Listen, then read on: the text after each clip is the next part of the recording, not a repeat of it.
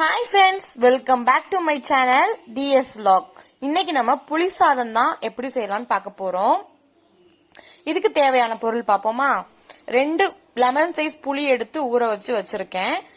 நெடக்கடலை பருப்பு, கடலை பருப்பு, வத்தல், வெள்ளைப்பூடு, கருவேப்பிலை இதெல்லாம் எடுத்து வச்சிருக்கேன். இந்த ட்ரை பவுடர் என்னன்னு பார்ப்போமா. ஃபர்ஸ்ட் ட்ரை பவுடர்ல தனியா, வெந்தயம், சீரகம், மிளகு, 2 வத்தல் இதெல்லாம் எடுத்து தனியா ரோஸ்ட் பண்ணி, அப்படியே எண்ணெய் ஊத்தாம ட்ரை ரோஸ்ட் பண்ணி பவுடர் பண்ணி வச்சுக்கலாம்.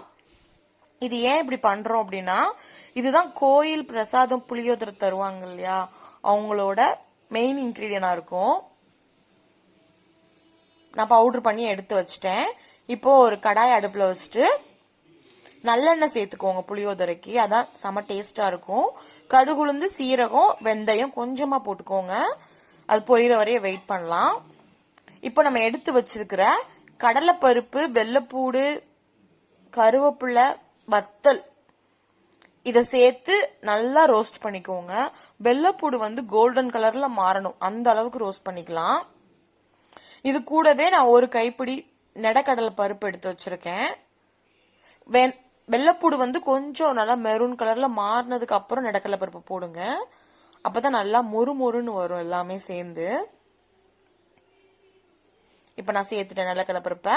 இது கூடவே இது நல்லா ரோஸ்ட் ஆயிட்டு இருக்கும் போதேவும் மஞ்சள் பொடி சேர்த்துக்கோங்க. மஞ்சள் பொடி நம்ம சேர்த்தாதான் புளி சாதத்தோட கலரே நமக்கு கிடைக்கும். 1.5 டீஸ்பூன் போடுறேன். நான் காப்பிடி அரிசி சாதம் சமைச்சு வச்சிருக்கேன். அதுக்கு இவ்வளவு பொருள் போடணும். இதுக்கு தேவையான அளவு உப்பு சேர்த்துக்கோங்க. இன்னும் நான் தண்ணி புளி சேர்க்கல, எண்ணெயில தான் எல்லாத்தையும் ரோஸ்ட் பண்ணிட்டே இருக்கிறேன். இப்ப நான் புளி கரைச்சி வச்சிருக்கேன் இல்லையா, அதை இதுல சேர்த்துக்கலாம். இப்ப இந்த புளி தண்ணிய ஊத்திட்டு 10 நிமிஷம் இது கொதிச்சா போதும். இது டார்க் ஆயிரும். இது நல்லா திக்கா இருக்கும் போது நான் ஆல்ரெடி காப்பிடி அரிசி சாதத்தை வேக வச்சிருக்கேன். இது கூட நீங்க வேக வைக்கும் போதே என்ன பண்ணுங்க, 1 டீஸ்பூன் தேங்காய் எண்ணெய் சேர்த்து சாப்பாடை வேக வச்சுக்கோங்க. அப்ப ஒட்டாது. நம்ம ஆல்ரெடி குக்கர்ல தான் சமைக்கிறோம் எல்லாருமே.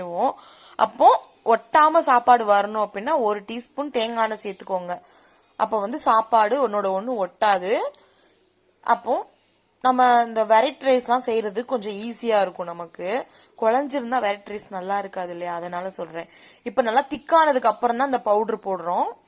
இந்த ட்ரை பவுடர் அரைச்சு வச்சிருந்தோம்ல, இதை சேர்த்துட்டு ஒரு 2 நிமிஷம் அடுப்புல இருந்தா போதுமானது. பாருங்க எந்த அளவுக்கு திக்கா இருக்குதுன்னு. இப்படி இருந்தா புளி சாதத்துல கிளறும் போது நல்லா இருக்கும், டேஸ்டியா. இப்போ புளி சாதத்தை நம்ம சாப்பாடோட மிக்ஸ் பண்ணிக்கலாம். நான் இந்த அளவுக்கு எண்ணெய் பிரிஞ்சு வர்ற அளவுக்கு நல்லா வேக விட்டுருக்கேன். அதை இப்ப சாப்பாடு ரெடியா இருக்கு. நம்ம சாப்பாடுல போட்டு ஒண்ணு போல ஒயிட் ரைஸே தெரியாத அளவுக்கு மிக்ஸ் பண்ணிக்கோங்க.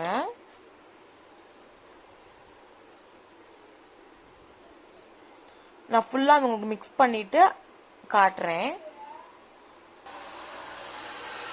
இப்ப பாருங்க, ஃபுல்லா மிக்ஸ் பண்ணிட்டேன். இந்த கலர்லாம் நமக்கு கிடைச்சிருக்கு புளி சாதம். இது சாப்பிட்டு பாருங்க, இத மாதிரி செஞ்சு சாப்பிட்டு பாருங்க, செம்ம டேஸ்டா இருக்கும். அடிக்கடி உங்க வீட்டுல புளி சாதம் கேட்பாங்க. நம்ம பெருமாள் கோயில்லாம் போனா இந்த மாதிரி டேஸ்ட்ல தான் புளி சாதம் இருக்கும், நீங்களே நினைப்பீங்க. தேங்க்ஸ் ஃபார் வாட்சிங் மீ. பை.